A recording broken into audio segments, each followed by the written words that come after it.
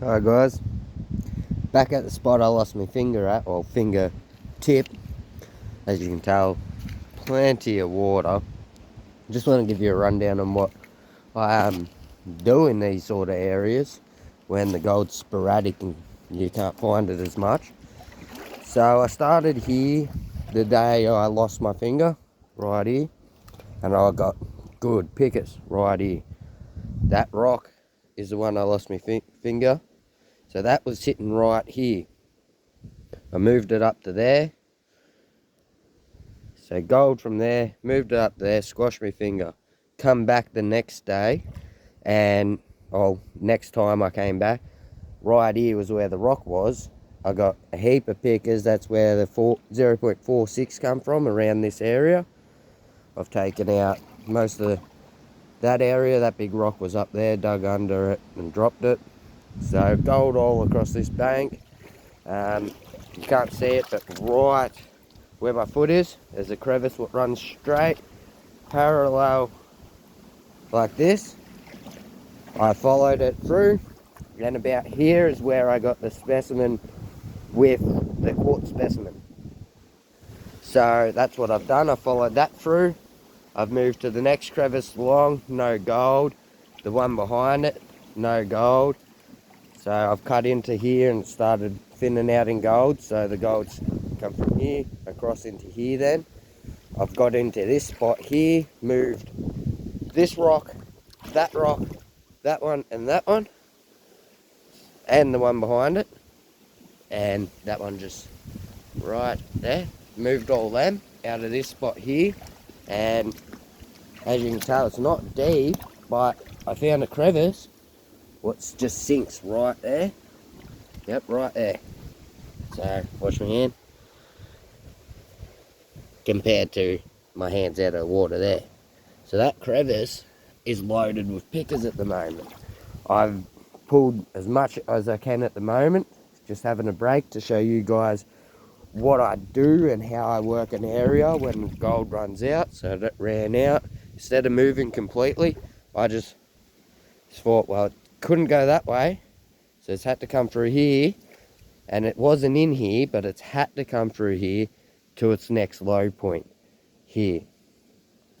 So from here, I'd follow this out in a line, and if you were to move all them rocks and got down to the crevice, your likelihood of finding gold would be quite high. So you've cut through here, you've got a few blockages.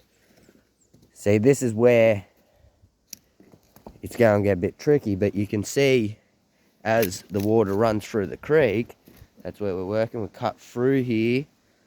You can see it's built a little island. So the water, even though when it's running down this creek, you will have an underwater current running through there. So this is your low slow spot. So you run through here, as you can see, it's built up. So your gold will be either on the inside build up along this wall, just here. I wouldn't go on top, just on the edge, because that will be the slow point around the corner. Then you've got a deposit, possibly right there. Just saying this, it doesn't work every time following gold like this, but I have had really good results from doing this sort of tracing.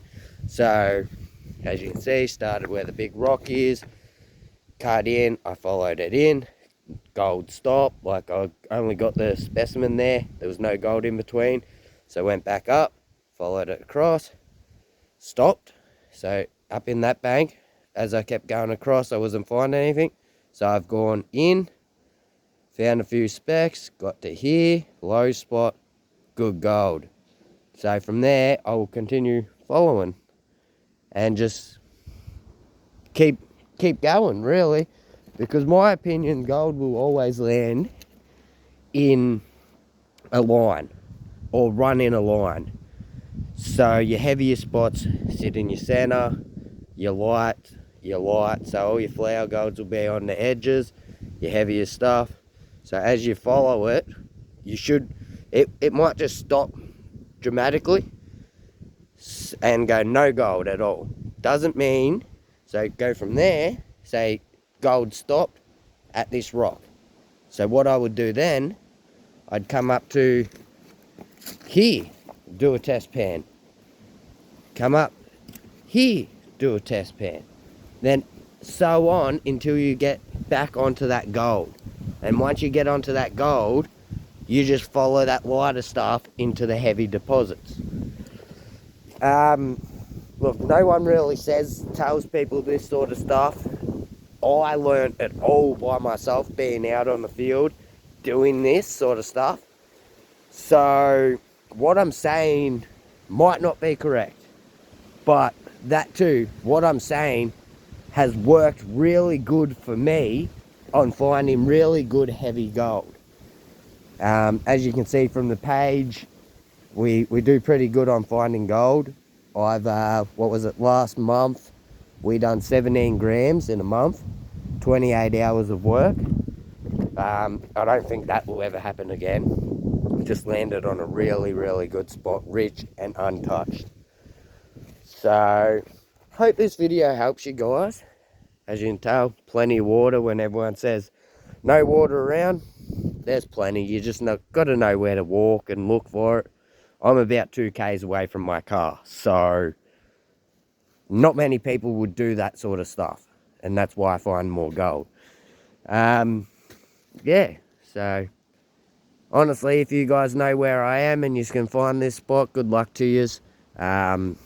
Dig in the hole if you like. You're not, like, you'll find gold, but the reason why I'm happy to let people know these sort of things in the spots is because, as you can tell, look at the big rocks I moved. Not many people will do that in chase of gold. They'll dig around them. They won't move them. I find moving them gives you more access and more area to work, and I find the gold. So quick video, here we go, show you all the trees. Go for a hunt, see if you can find this spot. Real deep in the middle, can go swimming. There would be fish in here, honestly. This creek's full of them. But yeah, if you find this spot, good luck to you. Pretty much handed you a gold area. So yeah, happy digging all.